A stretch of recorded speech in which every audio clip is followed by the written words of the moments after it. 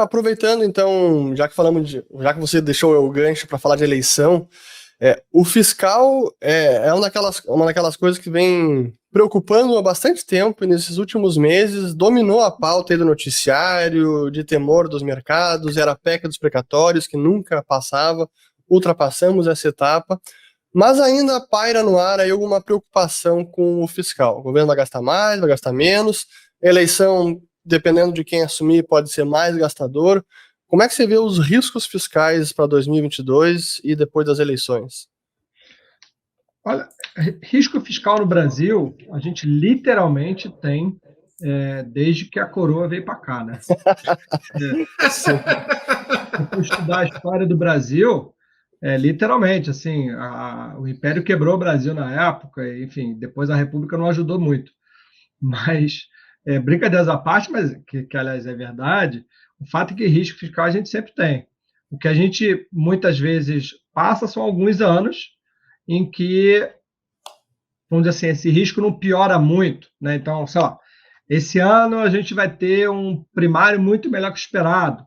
Pô, teve uma surpresa de arrecadação, teve a inflação que ajudou muito e tudo mais. Então, independente de quem seja o presidente, na questão fiscal, sinceramente, não vejo assim, grandes diferenças, porque eu acho que no final das contas, quem acaba tocando um pouco dessa agenda acaba sendo mais a relação do Congresso com o Executivo. E eu, sinceramente, não vejo grandes, vamos dizer assim, intenções, seja nos últimos anos, por parte do presidente Bolsonaro, ou seja, no discurso do presidente Lula e seus companheiros de partido, nenhuma grande intenção de fazer grandes revoluções no fiscal. E, importante dizer, e eu acho isso super importante, o mundo não está no momento, vamos dizer assim, de grandes exigências, né?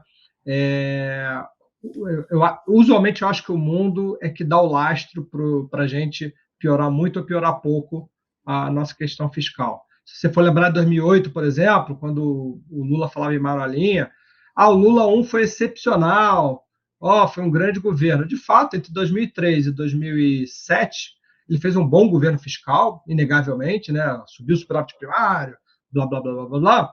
E uma vez que o mundo chancelou, olha, estamos em crise, vamos gastar, e a China gastou uma barbaridade para manter o crescimento alto, etc., o Lula foi lá e começou a chancelar um monte de medidas gastadoras. Se pega o nosso resultado lá de 2010, já começou o desastre, aí foi o governo Dilma, não precisamos nos alongar sobre o assunto. Né? Foi um desastre do ponto de vista fiscal.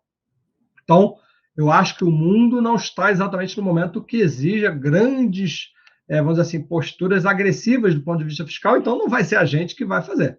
Né? Se a gente tem um presidente mole, a gente não é exatamente o melhor aluno do mundo que vai estudar autonomamente e vai fazer o sacrifício pelos outros. Acho que pelo contrário. Então, independente do presidente, eu sinceramente acho que o risco fiscal, e respondendo uma parte da sua pergunta lá do dólar pressionado, eu acho que essas coisas saem um pouquinho de pauta, mas eles estão. O Brasil e fiscal são assuntos que estão sempre interligados. Então, acho que isso, de qualquer maneira, é sempre uma faca no pescoço do Brasil, e eu não acho que a gente, como eu falei, nem no discurso do Lula, nem na postura do presidente Bolsonaro, eu não vejo nenhuma intenção de mudar muito, não. Então, eu acho que vai continuar sendo o que sempre foi.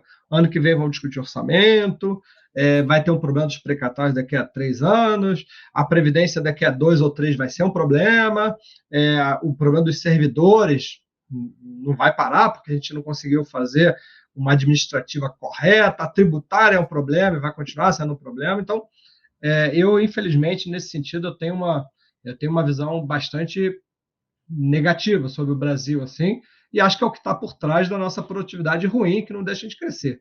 Tá? Para mim é tão Concordo. direto e simples quanto isso. É a má alocação de recursos, porque nosso Estado é muito desorganizado e muito gastador e muito ineficiente. Né? Então, eu, infelizmente, nesse sentido, eu sou meio pessimista, para ser bem honesto. E aí, pessoal, estou bem na área. Gostaram desse corte do almoço grátis? Bom, para ficar ligado em todos os episódios do programa, faça sua inscrição aqui no YouTube. Assim você vai ser notificado sempre que houver um episódio novo, além de ficar por dentro de todos os conteúdos sobre o mercado financeiro que nós publicamos lá.